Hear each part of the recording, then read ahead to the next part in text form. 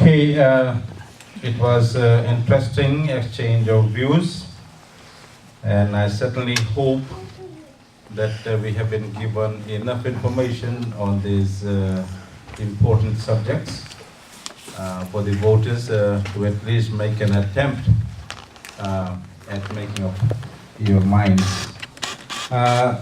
This brings us to the last question.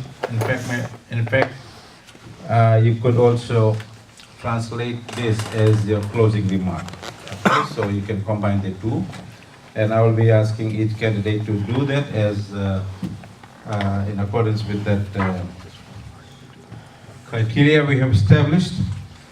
And the question is, in one word, describe yourself, sell yourself. Okay? In one word. You're asking politicians to just Yeah. But then, as I said, use it as a closing remark, so you have 1 minute. Okay? So we have Balpreet. Thank you. So that one word for us would be collaborative. And the reason for that being, even within our own business, collectively we speak 13 languages, and written there's 10. So we're huge advocates for everybody working together and succeeding as a community. It's not a one-man race, it's not a one community race. It is for our whole community, it's for our next generations. So I won't take too much time, just want to say that everybody needs to come together on the same table.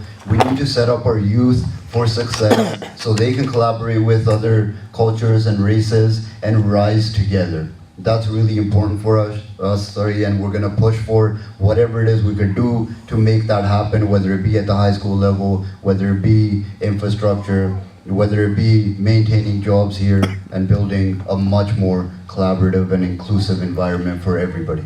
Thank you. Thank you. Okay, we have next Rachna Singh. So you just want one word? And then, Describe yourself, okay. and then you can speak for another minute. Okay.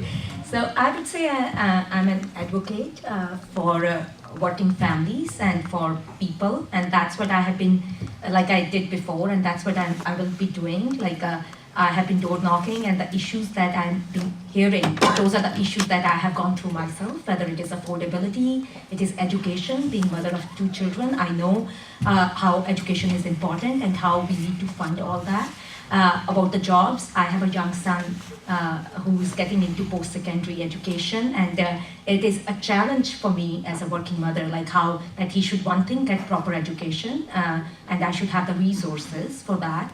And this is like, that's why I'm very proud to be with a party that really understands the issues of the people, and making life affordable and easy for everybody, not just for the 2% rich people.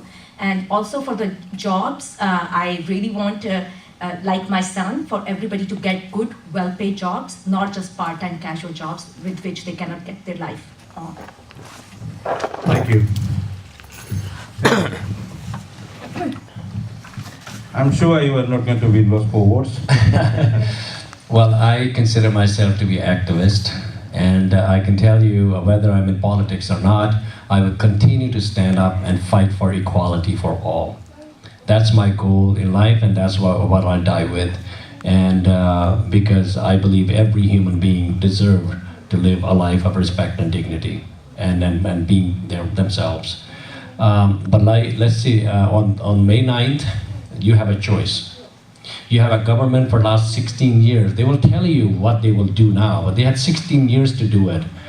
On one hand, they give tax breaks to richest 2% of the province, $1 billion. On the other hand, everyone else had to pay for that, BC Hydro, ICBC, MSP premiums.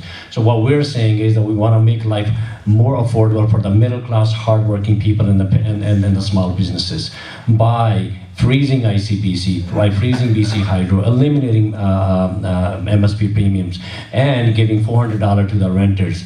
$15 minimum wage we need to raise, and getting rid of the big money from politics, so that everyone will have the same influence as compared to what in liberal government right now. They have only the millionaires have the influence. So I would also say, please vote, because it's a very, very precious right.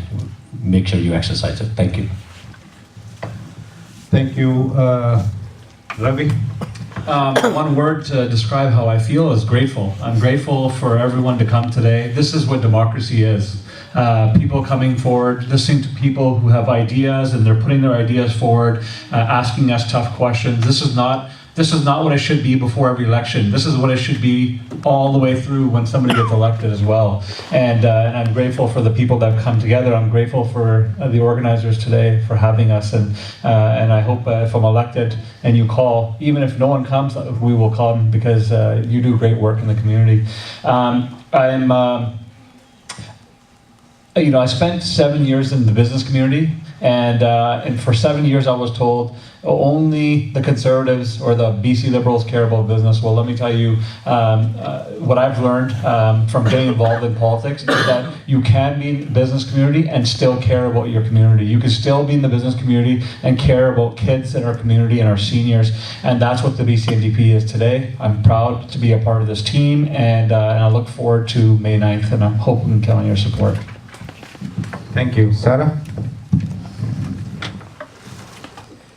My one word will be change. Let's make a change on May 9. That's very important, because we have gone through a lot for the last 16 years, as my friend have said. Now it's time to change. We want a good future. We want a good future for our kids. We need to move on. Enough is enough. We are in crisis. If you look at ourselves, our kids are going down the drain. Economy is going down the drain. If you guys look at it, our kids will not be able to afford any more homes. We used to own mega homes. Yes, we are happy about it, but if you had 2 kids, 3 kids, they're not going to be that lucky as we were. So time has come. Our healthcare is going crisis. We need another hospital. As I have said it before too, that hey, look at Surrey. From 1987 to now, it has gone, I don't know, triple maybe, population-wise, could be. But we have a lot of land that we can build a hospital. So I request each and every one, please come out on May 9 and vote. At least vote, whoever you want to vote, please come out and vote for sure. Thank you. Jackie? Thank you. So my one word is hardworking. The hardworking describes me as a self-employed person who works more than full-time and then volunteers pretty much all the rest of my time to help to create the change that I want to see in the world. I have been working to help support First Nations in particular, but also to help to build the Green Party into the alternative that I'd like to see. I've worked closely with Elizabeth May and other Green Party leaders, and I know them to be the hardest working people around. They don't miss a beat, and they're working so hard to make the change that we need. And with regard to the choice ahead of you, I'd like to put it to you that the Green Party is the only party currently that doesn't take big money. We don't take money from corporations or unions. Currently, there's a crisis in our democracy. 40% of people don't vote. People feel that the system is rigged, and it's rigged by the powerful. And the best way to solve this crisis is to take big money out now, and the Green Party's taken a lead in doing this in advance of the election. So vote on May 9th or in the advance polls and vote Green. Thank you very much, and allow me to take this opportunity and thank all the candidates. And as alluded earlier, wish you all the best. And to our fellow members, vote is your right. Voting is your right. It's your privilege.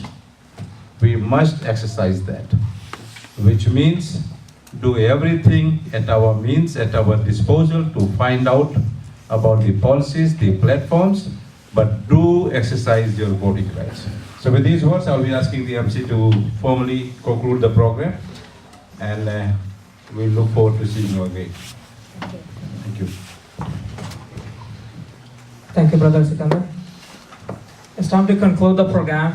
We hope that issues raised would help voters to decide which party they want to vote. But again, as candidates have said that, we all have said that same thing, and I reiterate the same, that please do go out and vote on May 9th. And there is advanced polling.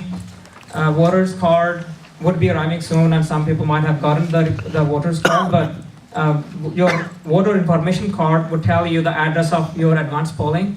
Advanced polling is on April 29th and 30th, and May 3rd, 4th, 5th, and 6th. All eligible voters all advanced polling is open to all eligible voters, and all advanced voting locations are wheelchair accessible as well.